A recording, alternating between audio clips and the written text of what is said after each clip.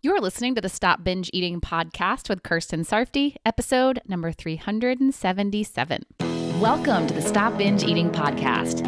It's time for you to end your food obsession and begin feeling confident and in control around food. You are absolutely capable of eliminating binge eating from your life, and I'm going to show you how by giving you simple tools and insights that you can apply in your own life. I'm your host, Kirsten Sarfty. Now let's get to it. Hello! Something I've talked about numerous times throughout this podcast is feeling your emotions. For many people, one of the reasons why they binge eat is because they're eating to escape, numb, avoid, or change how they're feeling. It might start off as emotional eating and then snowball into a binge as they keep going back for one more and one more and one more. Or it might be a binge from the start and they start eating knowing they're going to be eating an excessive amount. And they're continuing to eat so they don't have to feel however they were feeling before eating or to not feel however they think they'll feel after they stop eating. They want to avoid feeling that emotion for as long as they can, and as long as they're eating, they don't have to feel. But as we all know, eating excessively is going to cause other feelings, definitely physical discomfort, but also emotional discomfort. So this way of handling uncomfortable emotions is not the best way.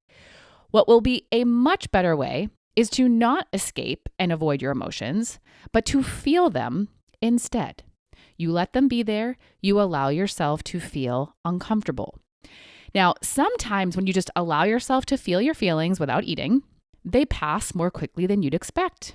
They could even be gone in minutes.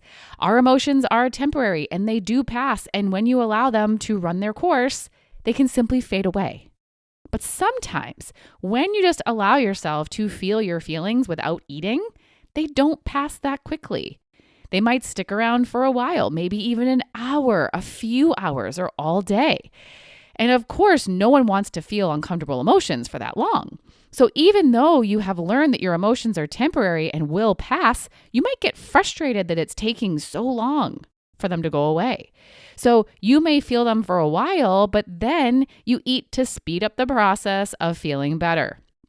When people experience this, they tend to think that they just need to be willing to feel it for longer and not give up after a certain amount of time. Now, there are circumstances when this is for sure going to be helpful, such as when a person is grieving a loss or when they're going through a stressful period with a lot going on in their personal life or work life or both.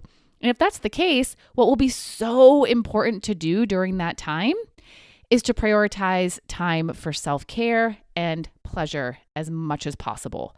Of course, if available time is sparse, then it can be a challenge to do it a lot, but it needs to be done when it can be done. It will be so helpful to take fulfilling rather than draining mental breaks from whatever is causing the emotions. That's something that can help you to be more willing to go through the emotions when you have those moments to look forward to and to help you take a break. But most of the time, the answer isn't to just feel it and hope for it to pass soon. If it's not passing and you're not feeling better, then you need to get to work. And what is this work you're going to get to? It's work on what's causing your uncomfortable emotions, which is your thoughts. Your thoughts are what's causing your emotions. So if you want to change how you're feeling, then you're going to need to change what you're thinking. So rather than going and eating food to feel better, you're going to work on your thoughts to feel better. That's the action you're going to take. So what does that mean to work on your thoughts? Well, first, you're going to uncover what you're thinking that's causing you to feel how you're feeling. You have to find your starting point, because if you don't, you're not going to be able to address the cause.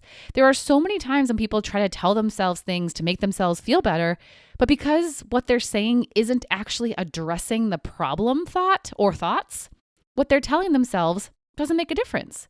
It's like if you just got broken up with and your friend is telling you that you'll find someone else, someone better, but that doesn't help you to feel better because you're not thinking you won't find someone else. That's not the thought that's causing you to feel upset. You're feeling upset because you're thinking that you're not good enough or aren't a lovable person. Once you know what you're really thinking that's making you feel upset, then you can start to work on thinking what will actually help you to feel better, which would be that you are good enough and are a lovable person. So step 1 is to uncover what you're thinking that's causing you to feel how you feel. And you can do that by either writing or talking. When you're just in your head, it can be hard to know what you're thinking and observe your thoughts.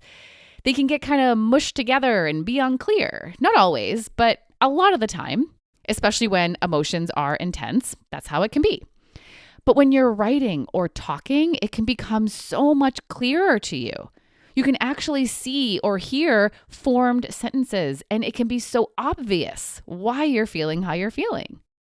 So if you're feeling an uncomfortable emotion and it's not passing on its own, your first step is to write or talk with someone to uncover your thoughts. Doing that will help you to uncover what thought is causing you to feel how you're feeling. Then you can explore your thought that is causing you to feel how you're feeling. Is it really true? Sometimes you'll right away see it as untrue, and it will be fairly easy to let it go and start to feel better. If you do see it as true, you can explore what else could be true. There's always another option for how you can be thinking. You're thinking a certain way about something. It could be how you're thinking about yourself, another person, your work, the time you have, your to-do list, something that happened. The list of possible circumstances is endless. So you're in the circumstance you're in, thinking what you're thinking. Now, what's another way you could think? How might someone else think about this circumstance? Again, you can start to explore other thought options, and they exist. Then once you find one that feels better and that is believable to you, then you can start thinking that. You can start practicing that and start feeling better. Better thoughts will create better feelings. And it being believable is imperative. You can't BS yourself. If you try to tell yourself something you don't believe, it's not going to help you feel better. So going back to the example I gave about the breakup, if you're trying to just tell yourself that you are good enough and are lovable, but you don't believe it, you're not going to feel better. So you can find something you do believe. Maybe that means you're just starting with telling yourself, it's possible I could be good enough or could be lovable. Or some people think I'm good enough and lovable. Or maybe there are some things about me that are good enough and lovable. So you're not trying to go from I'm not to I am. You're finding that maybe or possibility that's in between. These are called bridging thoughts because you're building a bridge to get you from the negative thought to the positive thought. You're practicing thinking a thought that's just better than what you've been thinking so you can feel better than you've been feeling. Sometimes that's the goal for the moment, to feel better than. You may not feel your best, but it's better than and less uncomfortable than how you were feeling. And as time goes on, you can keep building that bridge with new bridging thoughts, better feeling thoughts, and get all the way to where you want to be. And that is how you're going to feel better on purpose, by changing what you're thinking, your opinion, your perspective, your interpretation. And you don't need food to do that. All you need is curiosity, exploration, and sometimes help from another person. Because sometimes it's hard to see other options for what to think. Sometimes we can only see the option we've been choosing, but other people might be able to share a different option, a different perspective. This is something I do all the time with my group members when we're coaching. I help them see things differently to help them feel differently. I help them to think how they want to think rather than just what's been default thinking. So you don't have to just wait for your emotions to pass. You can take action to facilitate them passing. And just know when your emotions do seemingly pass on their own, what I just described is still happening. You're still changing your thoughts. It's just happening without much effort. But sometimes it will take effort. So be willing to put in the effort because the payoff will be so worth it. You'll feel so much better than you would had you eaten excessive amounts of food. You'll truly feel better. You'll actually have resolved your emotions. You'll experience comfort for real, not just temporarily. And I also want to add that if you do this work on your thoughts and you do find a thought that you believe that should make you feel better, but you still don't, there could be two things that would help. One is to then just let yourself process it. There was a time not long ago that I felt really disappointed. I did thought work to get to a better place in my mind, but I didn't feel differently. But I let myself feel how I was feeling. And the next morning, I felt so much better. It was like I needed some time for that different way of thinking to sink in.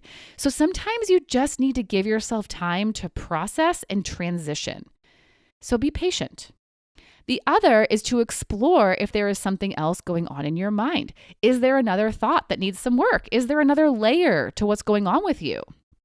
I know that's happened to me before when I thought I found the problem, but didn't realize there was another problem. So I had more work to do. And we don't have to see this work as daunting, but just something that will help us. It doesn't have to take a lot of time, and we don't have to see it as a chore. You can see it as a gift that you're able to give yourself, the gift of working on your thoughts to truly feel better. It's so awesome that we're able to do that and aren't just victims to our thoughts and feelings. We can do something.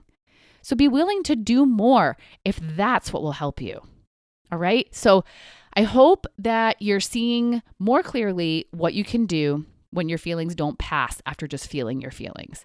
You can help yourself feel better. With just a little time and effort, you can help yourself. And if you have a hard time making the transition, you can get help from someone such as myself. Always remember that you don't have to do this on your own. And if you do want my help, you can learn how you can work with me by going to coachker.com/group, or just go to my website, coachker.com, COACHKIR.com. There's a link to it in the show notes, and click on where it says work with me in the menu bar. All right. That is all for today. I will talk to you again soon. Bye-bye. Thank you for listening to the Stop Binge Eating podcast. If you like what you heard today and you want more, go to coachker.com/free. That's COACHKIR.com/free to get some awesome free stuff to help you stop binge eating.